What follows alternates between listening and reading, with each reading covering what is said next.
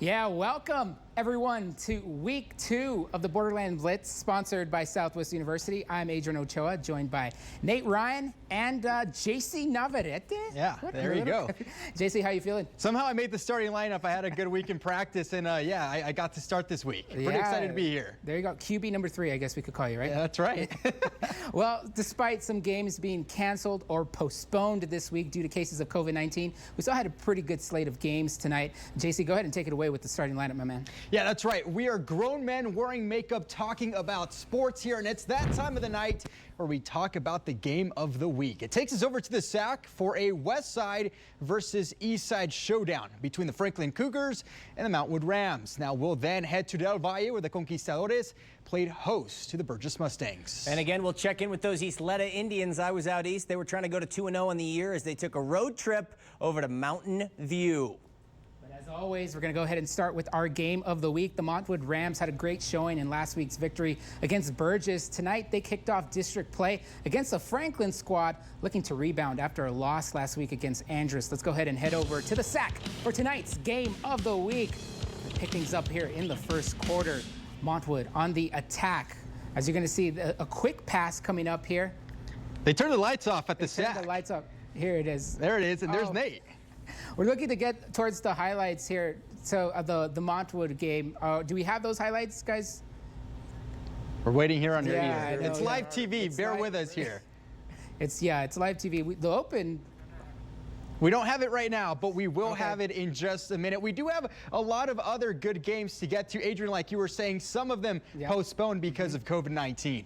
Yeah, let's go ahead and go to our next game. It features two teams that both lost their season openers last week. This is Burgess playing host to Del Valle. That's right. And you're going to see Jacob Castillo here from Del Valle. He's going to go ahead and block this kick right there. It helps Del Valle land on that ball. Well, actually, the Burgess Mustangs land on the ball, but Del Valle take over right there. And Joel Serrano with a nice run right there for the Conquistadores. Burgess seeking to capitalize here as well, trying to come back, and you'll see the screen pass back there. A nice hit, though, by Del Valle. That's going to go ahead and pretty much wrap it up right there. 26-20, your final from Del Valle. 6-point victories for the Conquistadores. Yeah, JC, welcome aboard here. I know you're ecstatic to be getting the call into the starting lineup here for us, getting the call into action, guys. I made the pilgrimage to Mountain View tonight as the Lobos hosted Isleta. Like many places, no fans in attendance this season. So the folks who give their time helping out on game night deserve more praise than ever. For example, guys, we had the NBA Finals tonight, but Magic Johnson spending his evening on the mic at Mountain. Hey, there he is. That's my man Ray calling down in distance. Clean pipes, but cleaner threads. Opening drive, though, Isleta, third down Indians. Gavin Espino on the bubble screen, and he's just going to turn on the Jets there. Touchdown Isleta. They missed the PAT. They're on top 6-0. They had to be careful of the powers that be. Mountain View in punt formation here, but we're not thinking that way. That's right. It's a fake, and it pays off for the first down. Isaac Ramirez. Yeah, everyone in the building surprised except Magic Johnson right there. That's magic. That's Mountain View magic right there. Very later in the drive, right up the gut for Mountain View. Chris Gamboa, quarterback keeper. I'm told he's a big James Worthy fan. Lobos get the point after. They're up 7-6, but the Magic would run out thereafter. Mountain View could not stop Gavin Espino, however. Damian Contreras for Isleta goes up top on the back shoulder.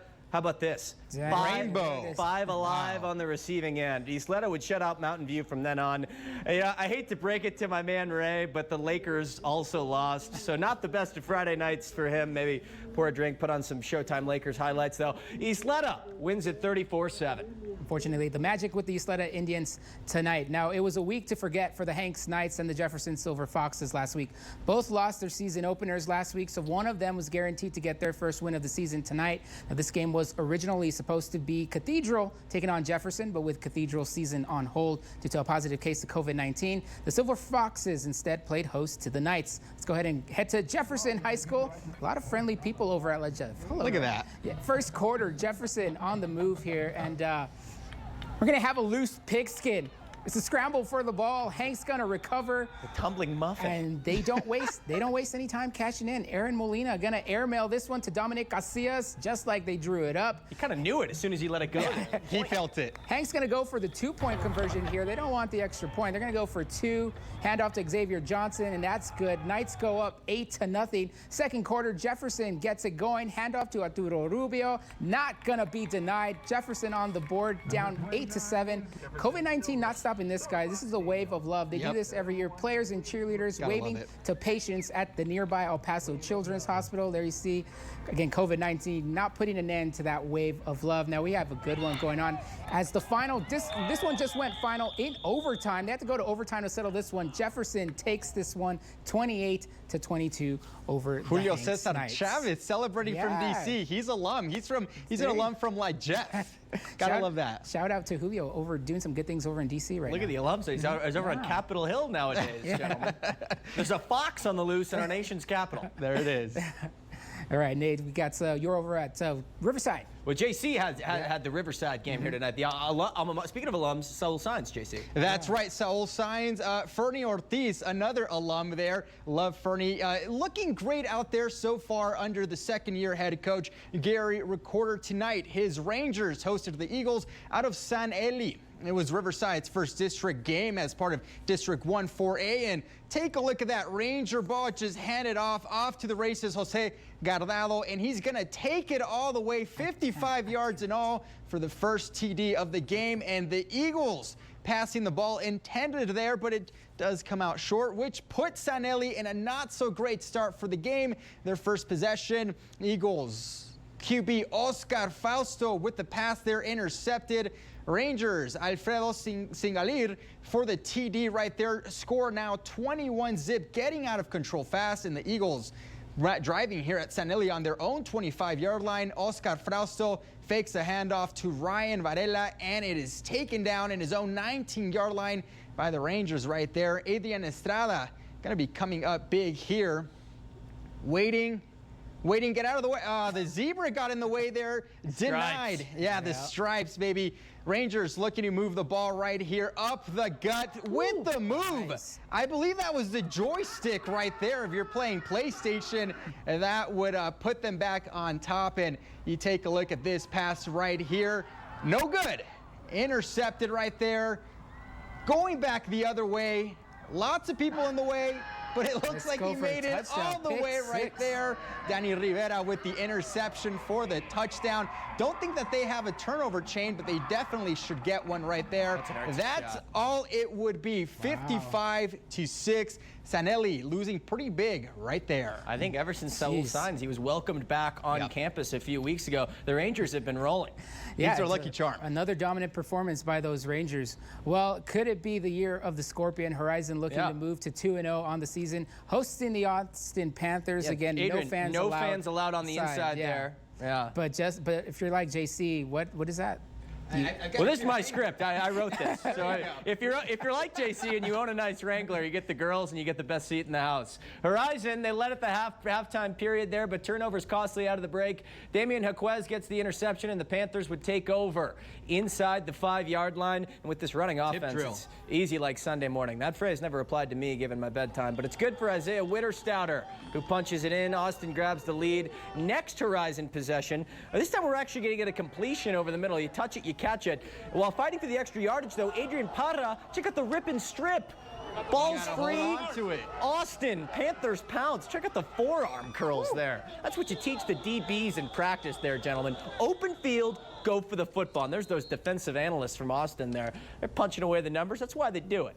And the Panthers, they'd capitalize again. Look at this blocking downfield on the wishbone. Israel Luna is just going to walk it in, but we're going to play it back. Look at the big guys, and how about the quarterback on the sweep outside to the left? Look at that. And just paving the way. That's like a biker gang on I-10, Any gentlemen. of us could have scored on that one. Got to give some ribeyes, some pizza, some love to the big guys there as Austin gets the win. The big second half for the Panthers, 46-32 over Horizon. Still plenty more to come on the Borderland Blitz. We're going to get that figured out with our game of the week between Montwood and Franklin. We're going to figure that out during the break. But again, we have some more action coming at for you. Northeast bragging rights were on the line tonight as Chapin took on Andress, and also highlights from Bowie's visit to Parkland.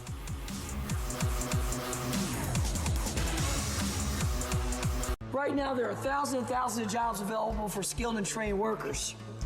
The only problem is there are not enough workers with the skills and training to do them. Hi, I'm Antron Brown, 3-time NHRA Top Fuel World Champion. Western Tech offers many career options for people to get the skills they need to fill available jobs right now. From medical assistants to welders to automotive technicians, it's your opportunity waiting to happen. Visit westerntech.edu. It's college for the real world.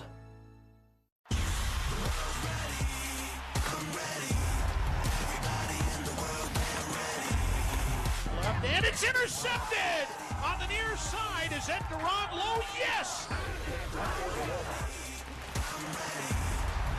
35-30, left side, 25-20, touchdown Miners!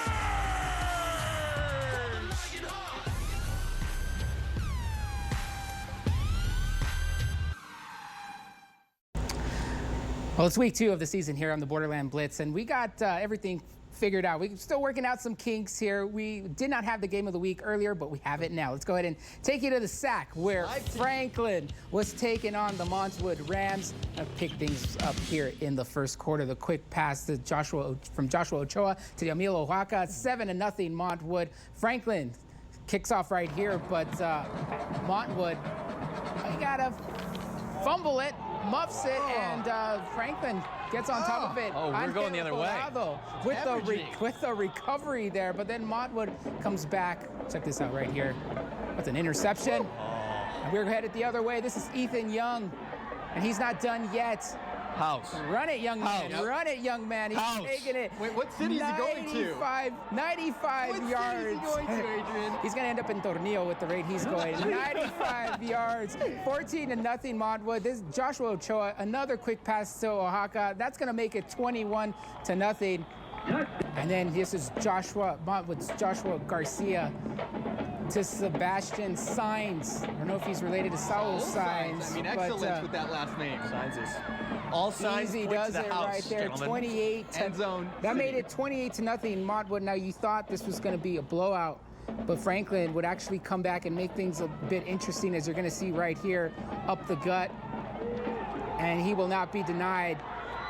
So it's a touchdown from Franklin. And Franklin Cougars cheerleaders loving it. But Montwood, too hot to handle. They're going to strike back again. That's a great Netflix show, by the way. Too hot to handle. If you guys have ever seen it. Thank you, JC. You apply to be on that show? Season 2. And again, Franklin, just the interception right there. Montwood with another interception. That one didn't go back for a touchdown this time, but they're going to get a touchdown right here. Ochoa, that's a popular last name as well. Again, no relation, at least I don't think so. Maybe like a fifth cousin or something. He wishes he were your cousin, but yeah. But Montwood would go on to win this one by a final score. Let's go ahead and bring in that scoreboard here. There you see it, 49-35. Montwood improves to 2-0 on the season. Franklin, meantime, falls to 0-2. Let's hear from those victorious Rams and their head coach, Ariel Famaligi. Well, I thought we had a pretty good showing out here. We came out and we had a very good first half. But credit to Franklin, they kept on fighting, and they wouldn't, those kids fought hard, and they came back, and they had a very good second half and made it very, very close and very interesting there at the end. And, we're very fortunate that we were able to hold on and get the job done, win by a couple scores here late. But, it was a good fight. It was a good game. The Cougars fought back in that game, but it was just too little, too late. So congratulations to those Montwood Rams. Maybe a backdoor cover there from Franklin in that game. For sure there. Now, JC was pretty busy tonight over in East El Paso, including one game that was for Northeast bragging rights, taking on Andrews, right, JC? Busy tonight, and the night is just starting. That's right, brother. Win or lose, I got to say, Andrus already has bragging rights most of the year. You might be asking yourself why. That's because they're the home of Nicole Gomez, after all. Now, shout out to Nicole. I miss working with you, girl. Hope you're watching right now. To Northeast El Paso we go. Andrus playing at home for the first time this season with some fans in attendance. And the Eagles, they can put points on the board quick if you're not careful.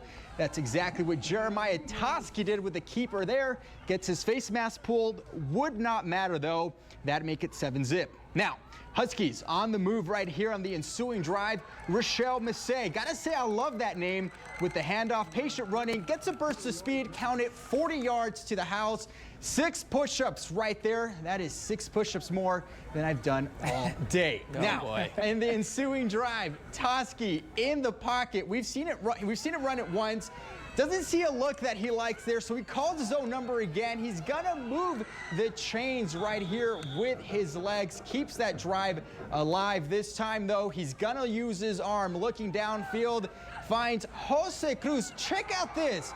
Sweet play of the week nominee, in my opinion. He hauls that in the end zone. The Eagles would be too much to handle, too hot to handle, Adrian. 21-19, your final right there. Good show on Netflix, according to JC. Excellent show. You should watch it. And we do stay in Northeast El Paso, a ghost town at Parkland.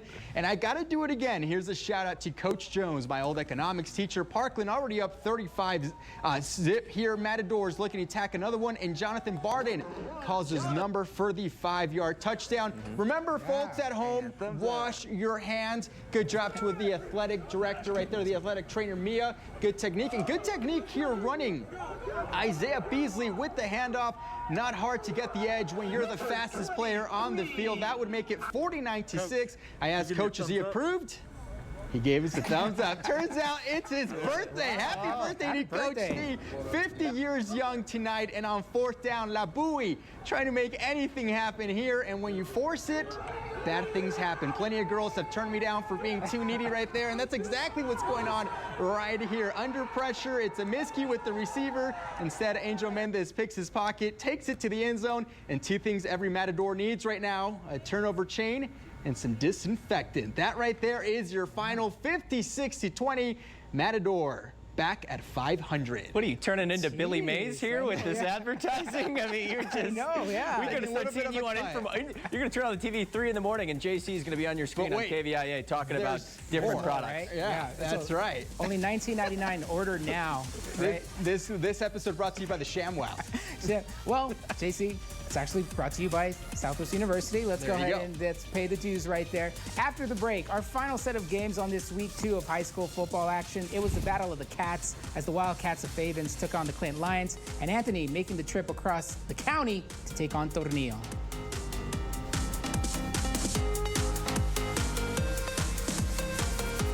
Don't wait until 2021 to start your new career. Enroll today at Southwest University and become a nurse, sonographer, or health administrator. Earn your associate degree and become an essential community member in only 12 months. Yes, only 12 months. Southwest University is El Paso's #1 allied health university. Finish the year with a new purpose and a new career. Transfer credits are accepted. Visit us at southwestuniversity.edu. Southwest University makes you happen. Hey, nice costumes. Here you go, one for you. Just one? Well, you have to learn how to settle for less. Little Copin. Michael Copin. Call the law offices of Michael Gopin. Right now, you'll be taken care of. Monday on ABC7. There's a guy walking around with a samurai sword on his back. Say that one more time. 911 operators need to stay calm when the people on the other end of the line face life or death situations. Certain people are not meant to be 911 operators. Watch Iris Lopez's special report with real El Paso 911 call takers. There's times where you drive home and you're in complete silence and you can't help but cry. Emergency Call, Monday, only on ABC7 at 10. Welcome back to the Borderland Blitz. Now, with the shortened season, district play. Oh, dude, what was that? He was throwing up the Heisman, man. John D. Heisman right there. Yeah. It's kind of hard when you're trying to manage the prompter here, but let's go ahead and get back on track here, guys. District play is already getting underway for some districts in just the second week of the season. Now, that's the case for District 1-4A as the Clint Lions took on the Fabens Wildcats. Now, this one going down at Clint High School, Wildcats versus Lions. This is Clint's Jesus Locho. Going to take... Look at that. You're kidding. You're kidding. Yeah, he's got to rally. That's a Madden play right there. Going to take it right into the house. That would make it score here 42. I think Clint was rolling on this one. Yeah, 42-7. That was the score. Here comes the Wildcats, but there goes That's your quarterback out there making that play. That is the quarterback. That is it. It's the same guy. He plays defense, plays offense. Speaking of the Heisman, wow, can you give that out in high school? Jack of all trades in this one. Let's go ahead and take the final score in this one. Again, a District 1-4A matchup. Clint takes this one easily, guys. Give that young man a helmet 42 sticker. to 7. Or 2. The or final. 3. Now we need to explain what happened here. We were at Tornillo as Anthony was going to take on the Tornillo Coyotes. What ended up happening here is when our photographer got the introductions of the team, she got called on breaking news. That happens. Yeah, JC knows all about that. There was a SWAT situation over in East El Paso, so unfortunately, she wasn't able to get any highlights of the game, but we were there, we tried, but breaking news calls, and we're used to saying new at 10, new on the Blitz. Yeah.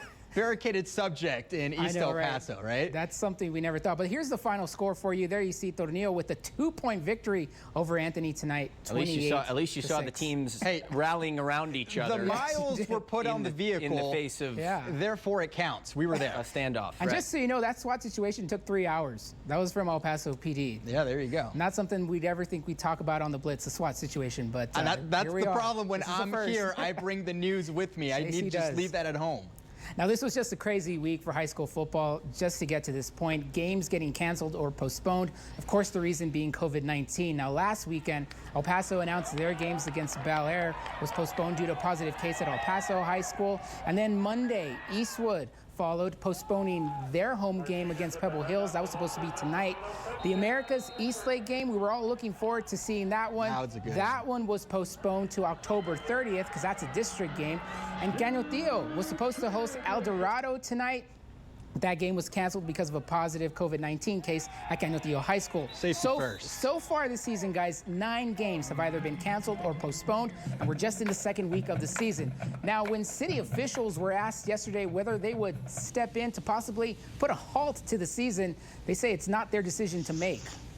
We continue to meet on a regular basis with superintendents, school nurses, and they're working very closely one another.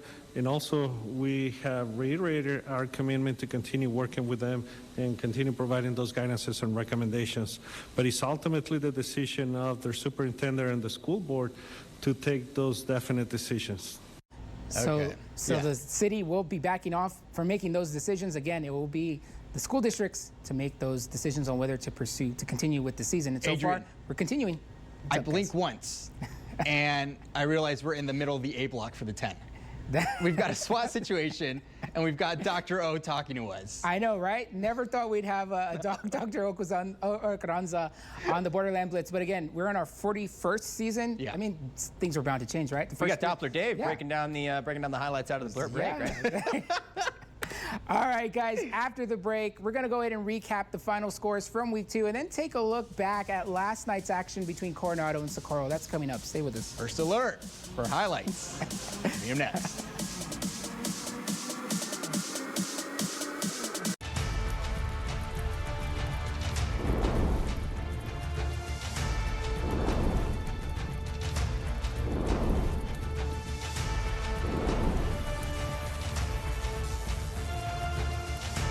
While other dealers are clearing out 2020s, Oscar Leaser's Hyundai of El Paso has huge incentives on all new 2021s. Hundreds of 2021 Hyundais with 0% APR for 72 months at Oscar Leasers. 2021 Sonatas and Konas, your choice. Oscar Leaser priced $199 a month. 2021 Tucsons, Oscar Leaser price $229. That's $229. The 2021s are here and priced to move at Oscar Leaser's Hyundai of El Paso. My Oscar is such a good boy. Do you need to use the restroom? No, my legs just feel really restless, achy, and heavy. Call them. I know they can help. Thank you. El Paso Varicose Veins and Comprehensive Varicose Veins in Las Cruces have helped thousands of patients return to a normal and healthy lifestyle by identifying the symptoms and treatments of venous diseases. If you are experiencing discomfort in your leg, call now for a free consultation, a free exam, and a free sonogram. That's right, free. El Paso Varicose Veins and Comprehensive Varicose Veins in Las Cruces, committed to helping you return to a pain-free life.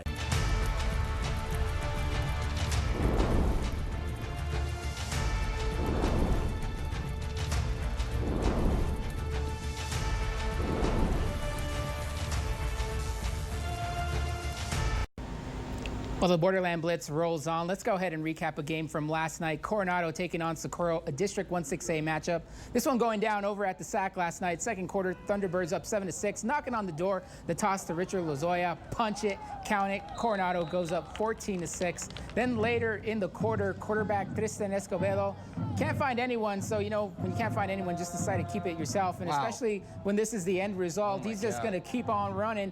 Run, Tristan, run. I haven't seen moves like that from a Coronado Thunderbird since the man to my left here, JC. Yeah, that's true, though. His alma mater, baby. Yeah. Class of 2011. Now, Socorro would finally find pay dirt here. Jesus Rivas will find Jacob Vetterkind, and he was so kind as to make the catch and to make the touchdown. What you did there. Yeah, you get it. He's a there, former Vetterkind. sweep play winner from last season. Awesome stuff. Those Socorro Bulldogs. Coronado, though, would go on to win this one 36-12, the final. Second win of the season for the Thunderbirds. As for the Bulldogs, guys, that loss puts them at 49 straight games without a victory.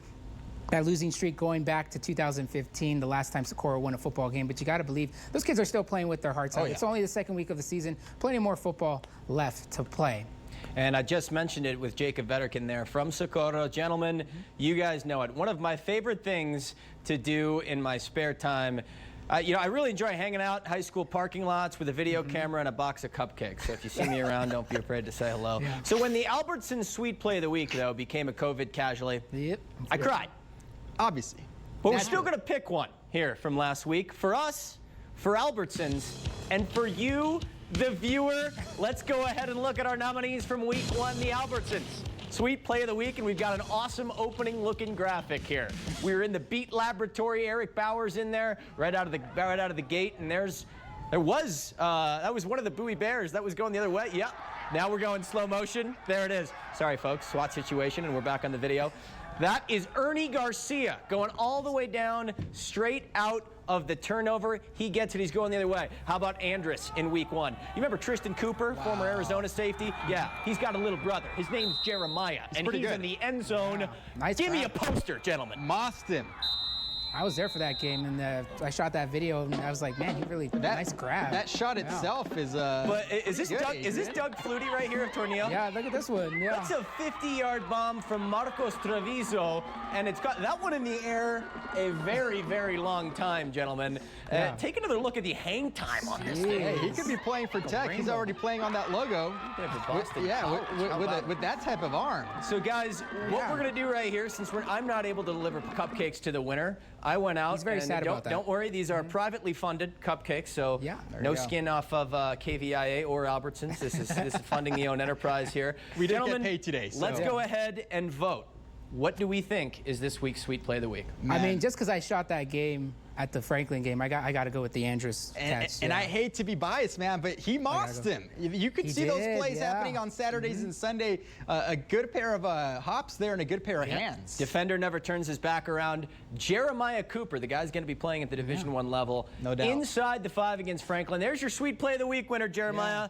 And I don't know if you're a cupcakes guy, but we're going to go ahead and do the honors here. Who was not a cupcake? Yeah, there you go. There you go. It was a bumpy ride out to Mountain View, and the frosting got a little. I hear Kevin Level's not a fan of us eating on air, so that's all I'm doing for you, Kevin. Well, take away the sweet play. There you go. Well, while these guys are munching down on some cupcakes, I'll hold off on a bit, and let's go ahead and recap the scores from week 2. Adrian doesn't eat carbs. Montwood gets the victory over Franklin tonight, 49-35. Andrus over Chapin, 21-19. Parkland all over Bowie, 56-20. Del Valle, 6-point victory over Burgess, 26-20. Riverside gets the dub over San Elizario. They're 2-0, 55-6. And Jefferson, that game went into overtime, getting that victory over the Hanks Knights, 28-22. Moving right along, Austin and Horizon. Austin, big second half comeback by the Panthers. They prowl over the Scorpions, 46-32. Isleta, I saw that game. Shout out to Ray, Magic Johnson on the mic. Isleta gets the win over Mountain View. Clint, big over Fabens. Tornillo, 32-26 over Anthony. Remember, we were there for the start of it, then had to peace out. And JC's Coronado Thunderbirds, 36-12 over Socorro. Those Coronado Thunderbirds rolling 2-0. Right now, that's not bad, JC. Hey, you know, I never played for Coronado, but I can always cheer for them, right? JC, you're like the Shane Falco of the Borderland Blitz here. Dude, yeah. I mean, I would say you're the Matthew McConaughey brother. Well, to that I say, All right. Just keep living. Well, thank you very much for joining us here on week 2. We had it all. We had cupcakes. We had Dr. Coranzo. We talked about a SWAT situation. We did it all here on this week 2 of the Borderland Blitz during the COVID-19 era. We'll see you next week for week 3. Have a good night, everybody.